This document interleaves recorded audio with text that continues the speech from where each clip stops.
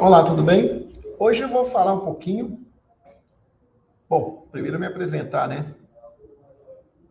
Olá, tudo bem? Eu sou o professor Jesué Graciliano da Silva, atual pró-reitor de Desenvolvimento Institucional do IFSC, professor aqui do Campus São José há quase 30 anos.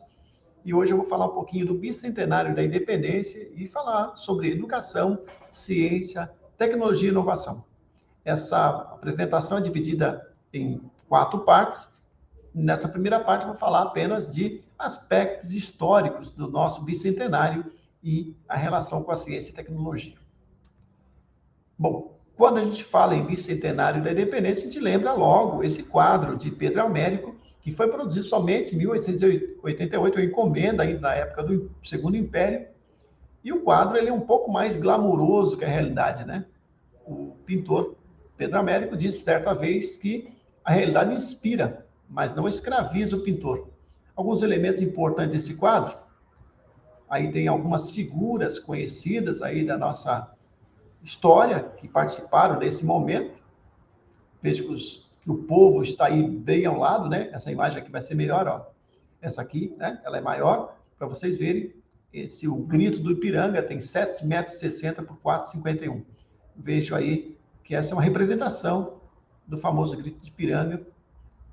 Ao centro está aí o jovem, ainda Pedro, né, que foi coroado depois como Pedro I, aos seus 23 anos, proclamando, fazendo aí o grito do Ipiranga, né? Muitas pessoas se relacionam, veem a independência nesse ato de Dom Pedro I. Mas a independência é um processo em curso e que tem início, na verdade, em 1808, com a chegada da família real. O príncipe regente, João, ele foi coroado Dom João VI somente em 1818 e governou até 1826. A sua coroação aconteceu após a morte da sua mãe, a rainha Dona Maria, né? Viúva do rei José, né? Até 1808, no Brasil era proibida a instalação de faculdades. Havia um alvará régio proibindo isso. Diferente da América Espanhola, né, que tinha já faculdades instaladas desde o século XVI. Dom João VI, assim que aportou ali em Salvador, ele fundou a Faculdade de Medicina da Bahia, depois, já no Rio de Janeiro, ele fundou a Faculdade de Medicina do Rio de Janeiro. Só para ter uma ideia do contexto, havia uma Real Academia de Artilharia que foi criada em 1792 e que é a base da engenharia brasileira. Somente em 1827 tem os primeiros cursos superiores de direito. Estou falando mais aí da formação superior, mas são dados importantes aí decorrentes da família real que tem a relação com a nossa educação. Evidentemente que a vinda da família real precipitou aí os acontecimentos, né, da nossa independência. A vinda da família real tem um aspecto interessante, porque o Rio de Janeiro se transforma muito com um contingente da ordem de 15 mil pessoas que faziam parte da corte, o que mostra aí a grande logística, né, para fazer a instalação da família real aí no Rio de Janeiro. Esse quadro, ele é muito simbólico porque é uma obra da pintora Georgina de Albuquerque, foi produzido em 1922 e retrata o papel da mulher, né, da imperatriz Maria Leopoldina, que convocou os conselheiros no início ali de setembro, em 2 de setembro, e tomou realmente as decisões para que o grito de Ipiranga fosse possível. Na verdade, a separação de Portugal já vinha sendo articulado há algum tempo, tanto pela princesa Maria Leopoldina, imperatriz, né, quanto também pelos conselheiros, pelos conselho político do príncipe regente, principalmente na figura de José Bonifácio, né? José Bonifácio de Andrade Silva. Ele é conhecido como o patrão da independência, mas poucos sabem que ele era um admirado mineralogista, ex-professor da Universidade de Coimbra, e deu nome a uma pedra chamada Andradita, né? José Bonifácio também foi o tutor do menino Pedro II, né, que veio a ser coroado depois, Dom Pedro II. Vejam que é uma figura admirada, ele tem uma formação bastante eclética, falava vários idiomas, visitou diversas universidades no mundo afora, foi contemporâneo de Thomas Jefferson, aí, na época na França, logo depois da Revolução Francesa, ele esteve na Alemanha, trocava correspondência com grandes personalidades aí da área da geografia, como Humboldt, e ele também foi uma pessoa que lutou ali para a libertação de Portugal, logo depois da invasão francesa. Então, é uma pessoa realmente que tem uma parte importante aí no papel da independência. Quando ele veio para o Brasil, naquele momento da independência, Dom Pedro I tinha 23 anos, ele tinha, pelo que eu me lembro, eu acho que 59 anos, ou seja, uma pessoa já com uma certa idade, com uma certa maturidade, né? Um servidor público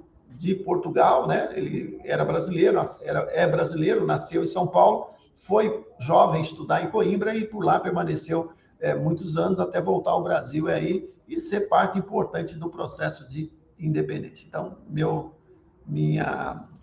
relato aí, expressa minha admiração aí a essa grande personalidade brasileira, que era também aí um grande fazendeiro, sua família era muito importante em São Paulo e, evidentemente, foi fundamental para o processo de independência.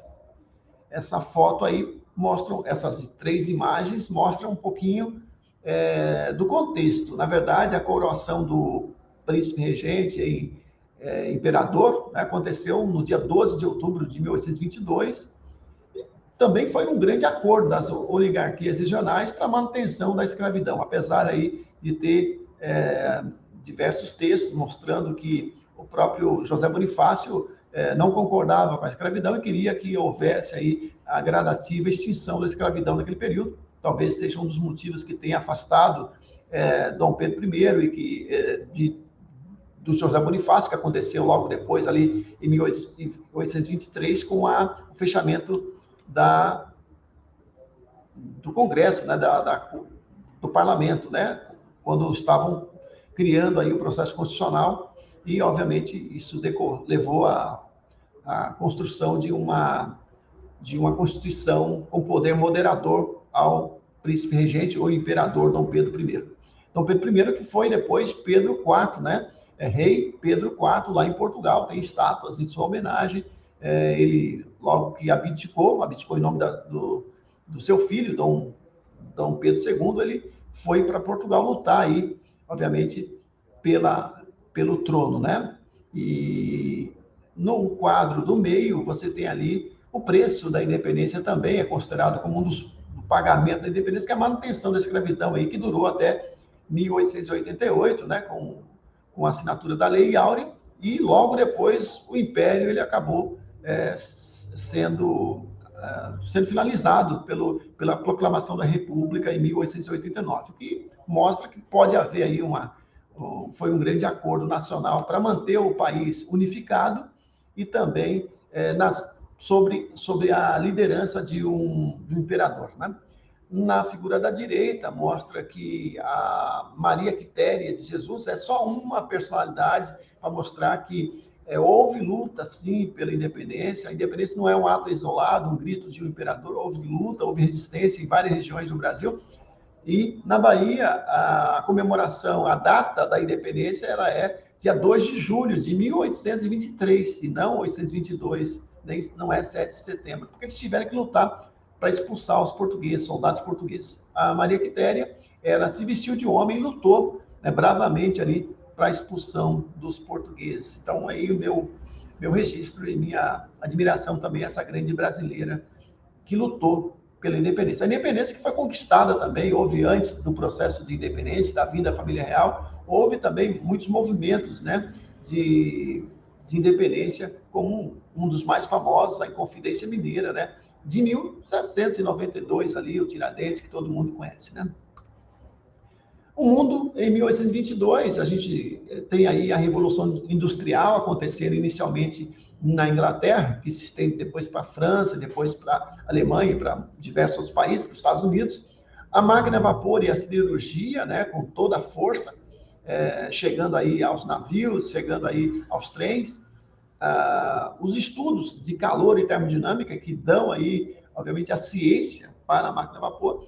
A Politécnica de Paris, né, na verdade, a Escola Politécnica de Paris, criada logo na França Revolucionária, que dá origem a diversos institutos politécnicos, universidades tecnológicas na Alemanha, né? A inovação no processo produtivo, com a criação do processo de confecção de equipamentos por meio de peças intercambiáveis, né, que dá uma vantagem competitiva aos Estados Unidos da América sem precedentes, né, acabando aí com o processo artesanal.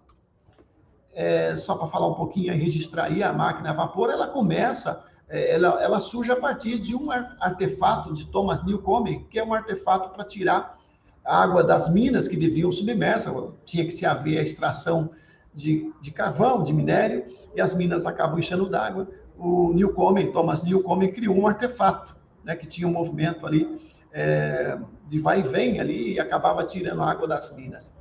James Watt observou a ineficiência desse artefato e realizou diversos experimentos para fazer o seu aperfeiçoamento. Vejam, então, que no início do século XIX, o mundo conhece, então, o trem a vapor e o navio a vapor, por meio do advento das inovações trazidas pelo trabalho de James Watt. Nessa figura, vocês estão vendo, é só uma representação simbólica de uma máquina a vapor. Do lado esquerdo, vocês veem aí uma fornalha, a água, ela se transforma então em vapor superaquecido e ela vai movimentar esse pistão, né? Provocando então um movimento rotativo ali na roda, que pode ser a roda de um trem, como pode ser também as pás de um navio a vapor. Vejam que essa é uma criação de James Watt que está presente até hoje nos nossos automóveis, o sistema de biela-manivela, né? Vocês têm um movimento linear transformado num movimento rotativo. Essa foi a grande contribuição aí de James Watt para a tecnologia. Interessante que nesse ano de 1822, Jean-Baptiste Fourier publicou o trabalho da teoria analítica do calor. Ele foi professor da Escola Politécnica de Paris e conviveu com grandes matemáticos como Lagrange, Pierre Laplace e Gaspard Monge. 2 anos seguintes, Nicolas Leonard Sadi Carnot publicou o livro Reflexões sobre a Potência Motriz do Fogo. Ele também foi professor aí da Escola Politécnica de Paris e apresentou estudos sobre a eficiência das máquinas térmicas e formulou o que veio a ser chamado posteriormente de segunda lei da termodinâmica, né? Sadi Carnot publicou esse livro, um trabalho bastante extenso, pude estudar termodinâmica na engenharia mecânica e os estudos sobre entropia, a segunda lei da termodinâmica sempre foram muito complexos para o estudante, então meu respeito também aí a esse trabalho. E esse trabalho é interessante por quê? Porque na Inglaterra tinha mais abundância de recursos, como carvão, de energia, mas a França não, né? Então, os estudos de Carnot e de Fourier permitiram a otimização aí das máquinas térmicas na França revolucionária, pós-revolução. Minha referência também é a Escola Politécnica de Paris, criada em 1794, que já formou 3 prêmios Nobel, 3 presidentes franceses e é considerada atualmente a 10ª melhor universidade do mundo. Ela tornou-se um modelo para a Prússia na Alemanha. Na época, a Alemanha não era unificada, então tinha a Prússia, foi só... A Prússia era vamos dizer assim, eram ducados, né? A região mais próspera, a Prússia. Em 1870 acontece a unificação. Visitei a Universidade de Karlsruhe, no sul da Alemanha, e é inspirado, obviamente, nas escolas politécnicas francesas, né? Hoje a Alemanha tem um modelo dual de educação, é considerado um dos modelos mais eficientes de educação profissional do mundo, onde o estudante passa muitas vezes 3 dias numa indústria e 2 dias na escola, ou seja, a formação é teórico-prática, né? Um exemplo para toda a educação e com certeza influenciou aí a instalação das nossas escolas de aprendizes e artífices posteriormente. Preciso concluir, né, falando aí de Dom Pedro II, né, que era considerado o imperador amigo da ciência, né? Ele trocava correspondência com vários cientistas, né? E como bem o naturalista Charles Darwin comentou, Dom Pedro II é um imperador que fazia tanto pela ciência que todo sábio era obrigado a demonstrar para ele, a ele o mais completo respeito. Ele fez parte aí de prestigiadas, né, sociedades de pesquisa mundo afora, como a Sociedade Real da Inglaterra, a Academia de Ciências da Rússia, a Real Academia de Ciências e Artes da Bélgica, a Sociedade Geográfica Americana, a Academia de Ciências da França, né? Seu tutor, como eu falei antes, por alguns anos, foi José Bonifácio de Andrade e Silva. Talvez explique um pouco aí o seu amor aí pela ciência, já que foi educado por alguns anos por um grande cientista, o primeiro geólogo brasileiro, né? Alguns contemporâneos de Dom Pedro II, contemporâneos aí, são aí o Pasteur, Alexandre von Humboldt, Karl Ritter, Fritz Miller, né, que nasceu na Alemanha, mas viveu uma boa parte da vida aí em Blumenau, né? Ele veio aí fazer a colonização junto com a colonização alemã em 1850, né? E Charles Darwin, né? Com quem Fritz Miller se correspondeu e Fritz Miller deu muita contribuição para a teoria da evolução das espécies. Eles se tornaram grandes amigos e tem uma grande contribuição desse brasileiro, esse alemão brasileiro, na evolução das espécies. E aí vamos depois para a parte 2, que é a ciência e tecnologia, que a gente vai ver no próximo vídeo.